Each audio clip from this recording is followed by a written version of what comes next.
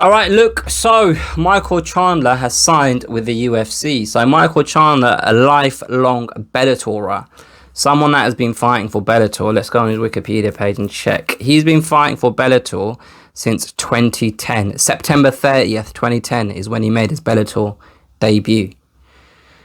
10 years he's fighting for Bellator, and he signed with the UFC. Now look, I'm not going to lie to you guys. I've seen him fight. I remember watching his fights with Eddie Alvarez. I remember watching his fights with one of his fights with Will Brooks. I saw the Brent Primus fight, Primus, however you say it. I didn't see the rematch. I saw him fight Benson Henderson recently. It's very hard for me to gauge just how good Michael Chandler is. Now, my perception, and I might be wrong, my perception of Michael Chandler is this. Either he is slightly over the hill, he's not as good as what he once was, he's not in his prime, or he just has never been as good as what I thought he was in my head.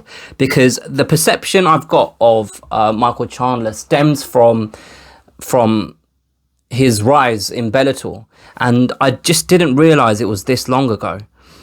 This was back because when he beat Eddie Alvarez in a epic fight.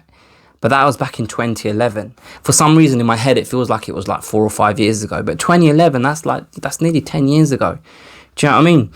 And like at that point, my perception of Michael Chandler was this guy is one of the best in the world. And I can't wait to see him fight in the UFC. And I remember he went on this 3-fight skid. So he lost to Eddie Alvarez in a rematch for the title. And then Eddie Alvarez left Bellator and went to the UFC. And then he fought Will Brooks twice. He fought Will Brooks twice and lost to Will Brooks twice. And then Will Brooks came to the UFC. And I think Will Brooks lost like 3 fights and then he got released. And then that kind of makes me kind of not know just how good Michael Chandler is. Do you know what I mean?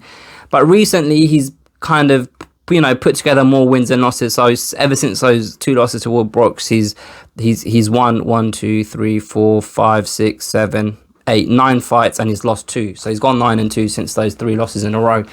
But I can't gauge just how good he is at the moment, because there's no kind of yardstick to measure him by. Because even because like he beat Benson Henderson, but for me Benson Henderson isn't the same Benson Henderson that was fighting in the UFC. I would have liked for him to have signed for the UFC a little bit earlier on. His age is 34 now. I don't know whether he's slowed down in any way or whether he's not as good as what he once was, but the perception, like I say, I don't think he's at his peak anymore. The funny thing about this signing is the fact that he's going to play this role as a substitute fighter. He's gonna basically train. He's gonna weigh in for UFC 254, and he's gonna be there ready to step in if one of Khabib or Gaethje fall out for whatever reason. Now, with that being the stipulation for Michael Chandler and his first kind of engagement when it comes to the UFC, 2 things. Firstly, why not just get him a fight? Why not get him a fight with a top 15 fighter in the UFC, just so he's actually training for a fight, and then get him that fight on the premise that if one of Khabib or Gaethje drop out, you're jumping up and you're gonna take that fight. Like the fact that he's just training and he'll be ready to fight without actually having a opponent, that is a little bit strange for me. That is a little bit of a sticky one still. But with him now being part of this picture, I just can't help but think that it definitely means now one of Gaethje and Khabib are going to fall out. And this is how Chandler's going to make his debut in the UFC. And if he makes his debut in the UFC and it's for, if Gaethje falls out, it's for the lightweight title, or if Khabib falls out, it's for an interim title, what a fairy tale for him to come in and win that championship, if that's what, happens. But UFC 254, when is that? That is in October, I believe. Let me just double check. UFC 254.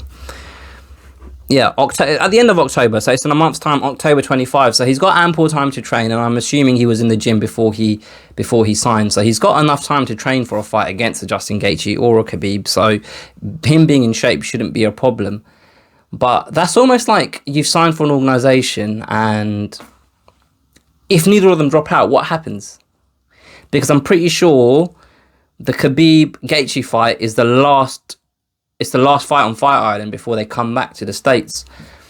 So if none of them drop out, then he's just not going to have a fight. Then he's going to have to come back home. And what then? Like, when are they going to schedule him in for a fight? Which is a bit of a weird one. It could be that he doesn't fight till December. So he's signed for an organisation and he won't fight for 3 months. I mean, I understand from the UFC standpoint. I just don't understand from Michael Chandler's standpoint like, yeah, I get it. It will be an immediate title shot in the biggest organization when it comes to the sport in the world. But at the same time, I just think it would have made more sense for him to actually have a fight booked. Who knows? They might book him against someone, and they just haven't found an opponent, or they just haven't announced it yet. But it just feels a bit weird that he's just going to be training and not fighting anyone on October 25th if Gaethje and Khabib make it to fight night. But yeah, those are my thoughts on Michael Chandler. If you guys, if anyone's watching this that watches Bellator more than me, feel free to share your opinions about Michael Chandler. Tell me if I'm talking absolute nonsense. Tell me if he's still in his prime. Tell me if he's not. Tell me if I'm right. But yeah, I'd love to hear your thoughts. Put your comments below. Don't be scared to hit the like button. Share this with a friend if you enjoyed it. Subscribe if you haven't already. And I'll catch you guys next time.